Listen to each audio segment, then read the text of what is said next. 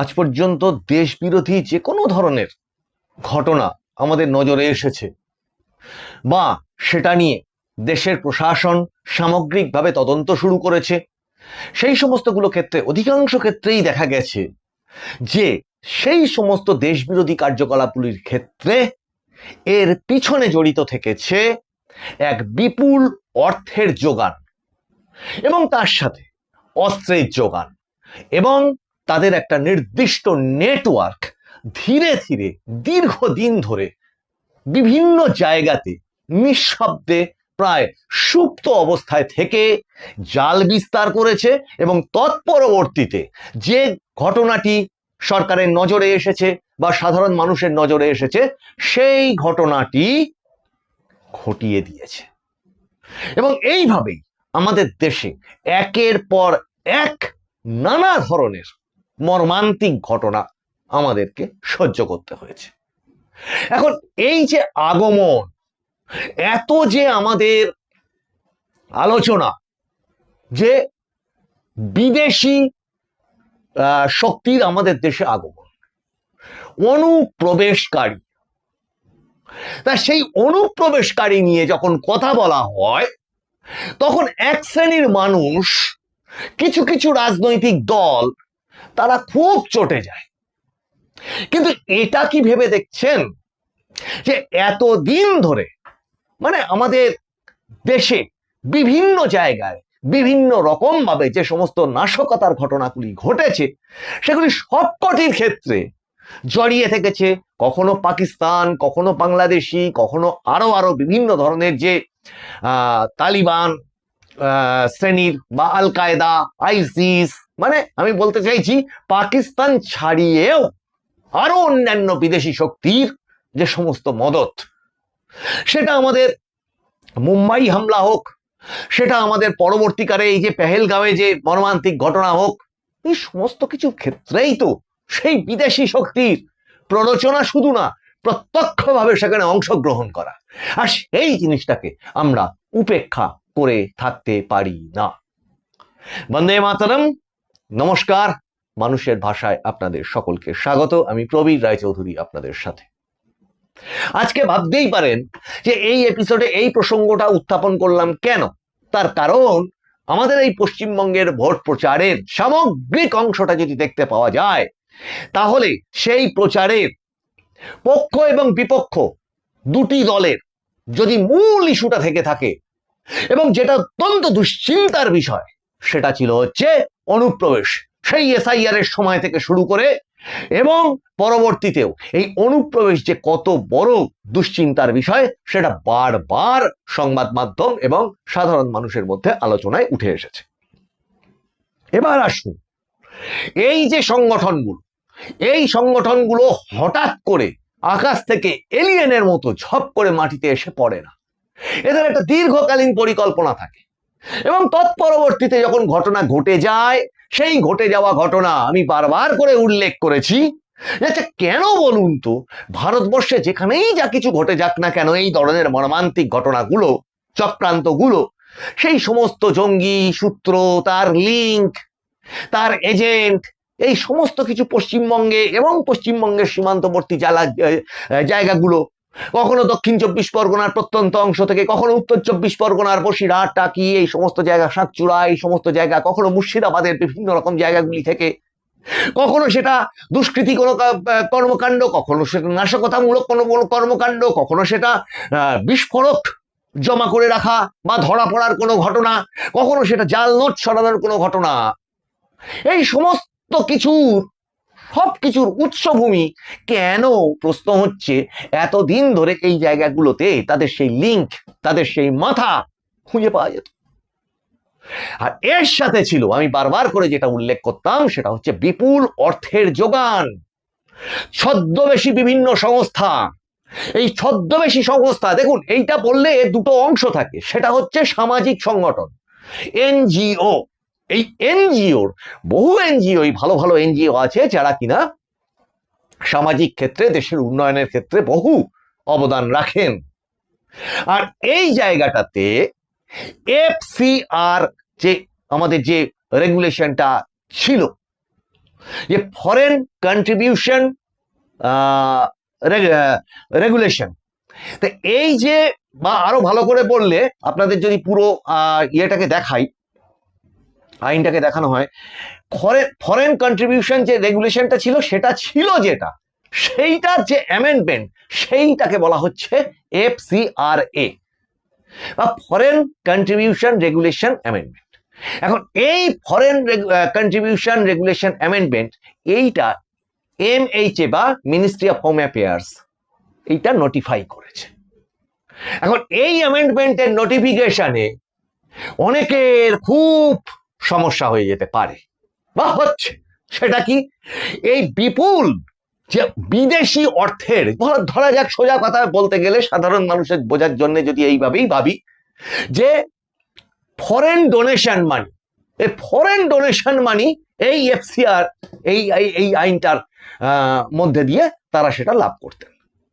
বিভিন্ন রকমের মানে অর্গানাইজেশন আছে যারা তাদের শাখা বিস্তার, তাদের এজেন্ডা ফুলফিলিং এর জন্য এই মানিগুলোকে ব্যবহার করা হতো। কিন্তু তার মধ্যে একটা জায়গা ছিল, যে কারণে সেই ফান্ড রাইজিংটা করা হচ্ছে বা টাকাটা নেওয়া হচ্ছে, অধিকাংশ সময়ই দেখা যেত সেই টাকাটা সেই কারণে ব্যবহার করা হচ্ছে না। তারপরে এই ঘটনাগুলো যত চোখে আসতে শুরু করে, তখন নরেন্দ্র মোদী সরকার কি করেন, এই সমস্ত অর্গানাইজেশনগুলোর একটা তদন্ত ভিতরে ভিতরে তৈরি করেন এবং তার একটা অডিটও হয়, এবং দেখা যায় যে বহু ক্ষেত্রে এই ধরনের ফান্ড রাইজিং গুলোর যে কোন খাতে সেই টাকাটা ব্যবহার হচ্ছে তার হিসাব খুঁজে পাওয়া যাচ্ছে না। এখন আমি যেটা মেনশন করতাম, যে এই ধরনের যে অর্গানাইজেশন গুলো, যাদের মধ্যে একটা অংশ থাকতে পারে, সন্দেহ প্রকাশ করতাম, থাকতে পারে যে যারা এই সূত্রটা ধরে সামনে স্বেচ্ছাসেবী সংগঠন, NGO, এই সমস্তগুলোর একটা নাম টাম দিয়ে রেজিস্ট্রেশন করে ওই ফান্ডটাকে এইভাবে মানে এক প্রকার সাইফন করাতো, বা এক প্রকার ওখান থেকে টাকাটাকে ঢুকিয়ে এই ধরনের বিভিন্ন রকম কাজকর্মে ব্যবহার করত। এবং বিভিন্ন রকম ক্ষেত্রে কনভার্সন বা জাতি থেকে, এক ধর্ম থেকে আর এক ধর্মে কনভার্সনের ক্ষেত্রে যে সমস্ত অভিযোগগুলো উঠে এসেছে এর আগে, শুধু পশ্চিমবঙ্গে না, সারা ভারতবর্ষ জুড়ে, সেখানেও জড়িত থাকতে দেখা গেছে এই ধরনের বিভিন্ন রকম স্বেচ্ছাসেবী সংগঠনের নামে বিভিন্ন ধরনের সংগঠন, এবং তাদের কাছে বিপুল পরিমাণে অর্থের আগমন। আর এটাই হয়ে গেছিল দুশ্চিন্তার অন্যতম একটা বড় বিষয়। পশ্চিমবঙ্গের ক্ষেত্রে তো অত্যন্ত বড় বিষয়, যেটা আমাদের চোখের সামনে সন্দেহের আকারে ধরা পড়ছে। অত অত টাকা, শুধুই স্ক্যামের টাকা, শুধুই লুটের টাকা, যেটা আমি একের পর এক এপিসোডে আপনাদের সামনে তুলে ধরেছি, যে ওই অর্থ কখনো সেটা ধরা পড়ছে হাওড়া, কখনো সেটা বিদেশি অর্থের আগমন। তাহলে এত টাকা কোথা থেকে আসে? এত টাকা গ্রামাঞ্চলে বিভিন্ন বিভিন্ন বড় বড় উঁচু উঁচু বিল্ডিং তৈরি হয়, তার আবার সুড়ঙ্গ পথ, সেখানে ঘটে কি? সেখানে কি কি কাজকর্ম হয়? শুধুই কি গরিব, অনাথ, আতুর তাদেরকে দেখভাল করা হয়, নাকি তার পিছনে লুকিয়ে থাকে দেশ বিরোধী একটি নীল নকশা, এবং সেই নীল নকশাকে কাজে লাগিয়ে এই দেশকে লুট করা, অস্থির করে তোলা? এটা গেল তো FCR এর অ্যামেন্ডমেন্ট। এই এপিসোডটা শুরুই করেছিলাম যে দেশের সুরক্ষার সঙ্গে কোনো আপোষ করা যায় না। তাহলে একটা দেশে যখন অনেকের উষ্মা হচ্ছে যে একটি দেশে একটি আইন, একটি দেওয়ানি বিধি, এই আইন আসতে চলেছে পশ্চিমবঙ্গে, মুখ্যমন্ত্রী ঘোষণা করে দিয়েছেন, তেমনি গুন্ডা দমন আইন, তেমনি সামাজিক ক্ষেত্রে যে প্রিভেনশন অ্যাক্ট, যে সমস্ত গুন্ডামি, লুটপাট, রাহাজানি, ছিনতাই, মানে জমি ছিনতাই, এই সমস্তগুলো আছে, তার আইন। এবং তার সাথে মুখ্যমন্ত্রী যেটা ঘোষণা করেছেন সেটা কি? ল্যান্ড জিহাদ এবং লাভ জিহাদ। খেয়াল করে দেখুন, এই লাভ জিহাদও এক প্রকার বড় দুশ্চিন্তার বিষয় সারা ভারতবর্ষে। এখন সেই জায়গাটাকে আইনে কি আসবে সামনের দিনে, আমরা আইনের জন্য অপেক্ষা করে থাকবো, আগাম অনুমান করে সেটার অনুমানমূলক বক্তব্য রাখতে আমি রাজি নই অন্তত। কিন্তু এই আইনগুলো দেখিয়ে দিচ্ছে সেই জায়গাটা যে আমাদের এই রাজ্যে এই অরাজকতা, যে অরাজকতাটাকে পার করে আমরা আসলাম, সেই দেশ বিরোধী চক্রান্তের অংশগুলো তার কোন ছিদ্র পথে তারা সেটা সম্ভব করতে পেরেছিল। আর সেই ছিদ্রপথগুলোই বন্ধ করবার মতো যে আইনগুলো আমাদের এই রাজ্যে ছিল বা আমাদের এই দেশে এক্সিস্ট করতো, সেই আইনগুলো, প্রথম কথা এইখানে একটা বড় বিষয়, আইন তো একটা বইতে থাকে, কোর্ট তিনি তো একটা রায় দেন, কিন্তু প্রশাসন, সরকার, জনপ্রতিনিধিত্বমূলক গণতন্ত্রে সরকার এবং তার পুলিশি সিস্টেম, অ্যাডমিনিস্ট্রেশন দিয়ে সেই আইনকে জনগণের মধ্যে প্রয়োগ করেন বা অ্যাপ্লাই করেন এবং জনগণকে সেই আইনকে মানতে বাধ্য করা হয় সেই পুলিশি সিস্টেম বা অ্যাডমিনিস্ট্রেশন দিয়ে। এখন সেইটা যদি না থাকে তাহলে আইন পড়ে থাকে ওই বইয়ের মধ্যে, একটি বইয়ের মধ্যে আইনের ধারাগুলো পড়ে থাকলো, কোর্টের রায়ও রায়ের কাগজ হয়ে পড়ে থাকলো টেবিলে। সেই জিনিসটা যদি সমাজে অ্যাপ্লাই না করা হয়, যদি সরকারের সদিচ্ছা না থাকে সেই রায় বা সেই আইনকে মানার, তাহলে কি হয়? তাহলে যেটা হয় সেটা আমরা দেখতেই পেলাম যে ডিএ মামলার রায় হয়ে যাওয়ার পরেও কত বড় ঔদ্ধত্য, এবং শুধুমাত্র ডিএ মামলা কেন বলবো, এরকম আরো প্রচুর মামলা আছে, একটু ভাবলেই পটপট করে বেরিয়ে আসবে, যেখানে অধিকাংশ সময়ই দেখা গেছে যে কোর্ট রায় দিয়েছে এবং সরকার সেখানে সদিচ্ছা দেখায়নি, মমতা বন্দ্যোপাধ্যায়ের সরকার, বরঞ্চ সেই রায়টাকে আবার চ্যালেঞ্জ করে আবার ডিভিশন বেঞ্চ, আবার সুপ্রিম কোর্ট ইত্যাদিতে সেই সময় এবং অর্থ ব্যয় করে গেছে। কাদের জন্য? তাহলে একটা নির্দিষ্ট এজেন্ডাকে ফুলফিল করবার জন্য। কি সেই এজেন্ডা? আজকে খেয়াল করে দেখুন যে এই সমস্ত চতুর্দিকে যে ঘটনাগুলো ঘটে যাচ্ছে, আজকে একটার পর একটা এই যে আইনগুলো আনতে হচ্ছে, তাহলে সমাজটা যদি খুব সুন্দরভাবে চলতো তাহলে এই আইনগুলো কি আনার প্রয়োজন পড়তো শুধু দর্শকবৃন্দ? আর একটি নির্দিষ্ট অংশ সমাজের, তাদের একটি নির্দিষ্ট উদ্দেশ্য যে এই দেশের যা যা কিছু ঘটবে আইনে সেগুলো মানব না, তার কারণ সেইগুলো মানলে তাদের ওইখানকার সেই উদ্দেশ্যগুলো পূরণ হবে না। এখন ঘটনা হচ্ছে শুধু দর্শকবৃন্দ যে আমাদের এই সরকার গঠন হয়েছে, একটি রাষ্ট্রপতি সরকার গঠন হয়েছে, যে কোনো রাজনৈতিক দলকে আপনি সমর্থন করতেই পারেন ব্যক্তিগতভাবে, কিন্তু এই সরকার গঠন হওয়ার পরে পরেই যে ঘটনাগুলো চোখে পড়বার মতো ঘটছে সেগুলো কি খুব অস্বীকার করা যায়? আচ্ছা বলুন তো, তুলনা করুন তো, এর অতীতে গত 15 বছরে যে ভোটগুলো ঘটে গেছে এবং সেই ভোটগুলোর মানে এক তো ভোট চলাকালীন, নমিনেশন ফাইল করাকালীন এবং ভোটের রেজাল্ট বেরোনোর পরে, সেটা পৌরসভা হোক, সেটা পঞ্চায়েত হোক, সেটা বিধানসভা হোক, সেটা লোকসভা হোক, আজকে 2021-এর ভোট পরবর্তী হিংসা এক নজিরবিহীন ঘটনা আমাদের এই পশ্চিমবঙ্গের সংসদীয় রাজনীতির ক্ষেত্রে। কিন্তু ওই পঞ্চায়েত ভোট, পৌরসভা ভোট, সেগুলো কি ফেলে দেওয়ার মতো? এক একটা ভোট ঘটে যেত, ঠিক কতটা মৃতের সংখ্যা আমাদের গুনতে হতো, এটা তো ভাবতে হবে। তাহলে এইখানটায় তো অন্তত তফাৎ ঘটে গেছে, মানতে হবে। তথ্য না ভোটের সময় না ভোট পরবর্তীতে কোনো হিংসা হয়েছে, বরঞ্চ যে ঘটনাটি ঘটে গেছে সেটা কি? সেটা হচ্ছে এইটি, যেটি আজকে মুখ্যমন্ত্রী শুভেন্দু অধিকারী সেখানে গেলেনও, যে 17 জুন হাওড়ার বাগনানে কে খুন হয়েছিল, কিভাবে খুন হয়েছিল, প্রশান্ত দে কিভাবে খুন হয়েছিল, তিনি কি করতেন? তিনি কিন্তু বিজেপি দলটা করতেন। যে মর্মান্তিক ঘটনা সেটা ঘটলো, সেটা কবে ঘটলো?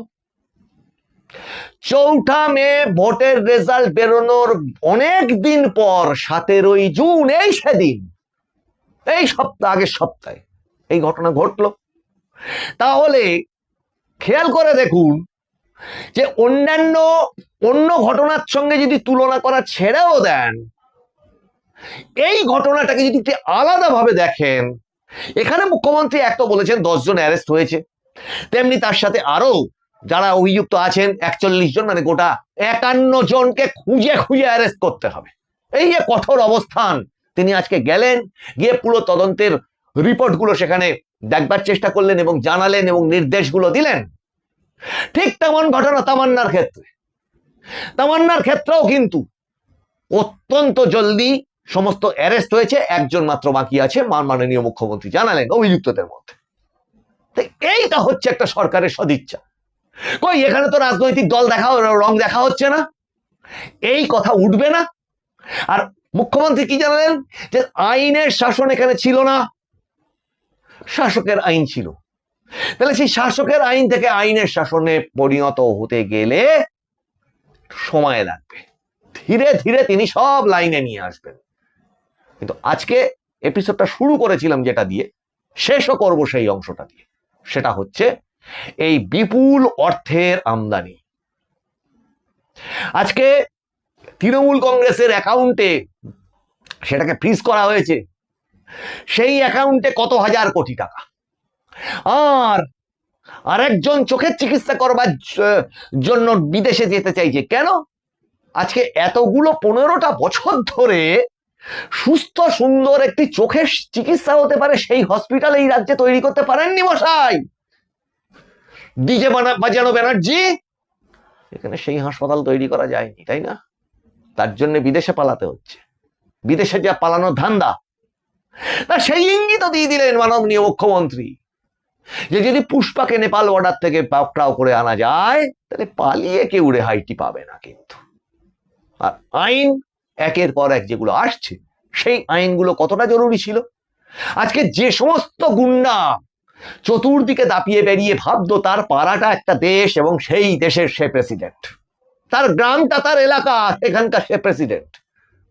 প্রসঙ্গ হচ্ছে যে এই যে বিদেশি অর্থ, এই বিদেশি অর্থের উপর যে সমস্ত অ্যামেন্ডমেন্ট গুলো এসেছে, যেমন একদম দিল্লি শাখা স্টেট ব্যাংকের সেই শাখা থেকে তার লেনদেন করতে হবে, ভারতীয় হতে হবে তার যে কমিটির যে সমস্ত মেম্বারদের, এবং আধার কার্ড, তার যে প্রধান হবে তার আধার কার্ড তার সাথে লিঙ্ক থাকতে হবে। এত আপত্তি কেন এই সমস্তগুলো? কারণ জানা যাবে যে কি কি ধরনের ক্ষেত্রে কি কি ধরনের অর্থ ব্যয় হচ্ছে।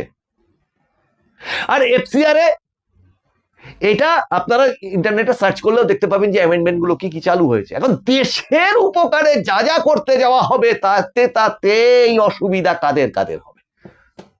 যারা যারা দেশ বিরোধী। এখন আগামী দিনে এই দেশের সুরক্ষার কাজই কিন্তু আমরা এখনো পর্যন্ত যেটা দেখতে পাচ্ছি, এই সরকারের প্রধান লক্ষ্যবস্তু, সেটা আপনার সীমান্তে ফেন্সিং হোক অথবা এই ধরনের আইনগুলোকে নিয়ে আসা। আর এই সমস্ত ক্ষেত্রে একটা কথা তো না বলে পারা যাচ্ছে না, ওই সরকারি তোষণ, অন্যায় যা খুশি করো, যা খুশি করো, আমি আছি, আমরা আছি, কিচ্ছু হবে না। আর ক্ষতিগ্রস্ত মানুষকে বলে দেওয়া তুমি কিচ্ছু করতে পারবে না, সব আমার, তুমি কিচ্ছু করতে পারবে না। আর যদি বাধা দিতে আসো মারবো, যদি মেরে জেল হয় জামিন নেব, বেরিয়ে এসে আবার মারবো। এইটা নীতি হয়ে গেছিল, তার তো একটা ইতি হওয়ার দরকার, কুনীতির তো একটা ইতি হওয়ার দরকার ছিল শুধু দর্শক বৃন্দ। এবং সেই কারণেই তো আমরা অনেক আশা করে এই সরকারকে নিয়ে এসেছি, রাষ্ট্রবাদী মানুষজন। শুধু দর্শক বৃন্দ, এই এপিসোডগুলো কেমন লাগছে আপনারা জানাবেন। যার যেমনই মনে হোক না কেন, আমরা রাষ্ট্রবাদ, রাষ্ট্রের সুরক্ষার কথা বলে যাব। আপনাদের মত, বিপক্ষ মত দুটোই আপনাদের কমেন্টে জানান এবং আপনারা একটু সাবস্ক্রাইব করুন, লাইক করুন, শেয়ার করুন, নোটিফিকেশন অন রাখুন। আপনাদের সঙ্গে আবার দেখা হবে সামনের এপিসোডে। আপনারা নজর রাখুন মানুষের ভাষার পর্দায়, কারণ মানুষের ভাষা সবার মনের কথা বলে। নমস্কার, বন্দে মাতরম।